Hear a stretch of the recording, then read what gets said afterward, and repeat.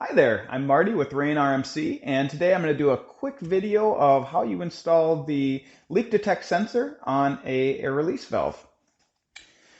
First thing is, when you do order a unit, you're going to need to tell us what size vent tube do you have on the air release valve that you're going to be installing on. In today's demo, we've actually got an H-Tech air valve here, uses an 1.5" vent tube, but we have multiple sizes available. So simply let us know what size you do have, and we will make sure that that ships with you when you purchase the unit. First thing you need to do is get to a fitting that you can do an install with.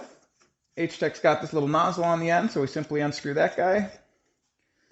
And then you're going to want to go out and get the appropriate ABS fitting that's going to allow you to do a straight pipe connection to an 1.5" or whatever size vent tube you do have. In this case, it's just a female thread ABS pipe. And I tighten this up, I get it snug. You don't have to go too crazy here. This isn't a pressure application or anything like that. And then this vent tube, simply slip that guy on there just like that. It's a slip fit. You don't need to worry about it leaking. It's not a pressure application or anything like that. Now, what I do like to do before I slip that in, this is the proximity sensor that comes with the device. And again, there's two versions of this. There's one that does leak detect only, and there's one that does leak detect plus pressure. So depending on which one you've got, this head unit is for the leak detect plus pressure. So you've got two cords coming out. If you just get the leak detect version, you'll only have the one cord coming out. They are male-female plugs, so if you do have the pressure and the leak detect unit, you can't mix them up. Simply take this proximity sensor and you screw it into this port. And when you do this, you want to make sure that you get it really nice and snug. As you can see here, there's still a little bit of a space here between the shoulder of the sensor and the bottom of this plastic. And since this is a proximity sensor, it's physically detecting the flow of any kind of liquid down this vent tube. We want to make sure that that sensor is fully seated. Here's an example of a sensor that's not fully seated. This is as tight as it'll get by hand. And this is how you want it to look when you're done with the installation with a wrench.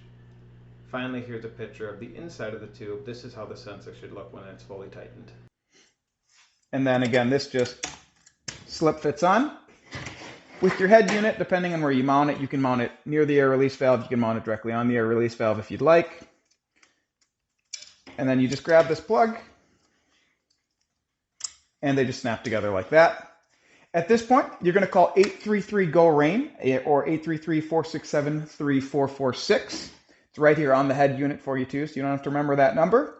And you're going to call us. You're going to tell us the identification number of the unit that you're putting in. And then when we tell you to, you're going to grab the red magnet that's shipped with your device, and you're going to hold it right over that circle that says swipe to send. That's going to wake this device up, and it's going to have it connect up to our cloud-based dashboard. At that point, we will confirm, yes, we're reading your unit. It is online. And at that point, we'll also gather from you your current GPS location just from a pin drop. And what that's going to allow us to do is actually put this air release valve on your dashboard on live Google Maps. You'll have a little indicator where it's located. If it does go into alert for a leak, you'll actually get a big red visual indicator around it. In addition, you'll also be receiving text alerts, email alerts, or automated voice alerts, depending on what you select. That's all there is to it. Thank you so much for watching.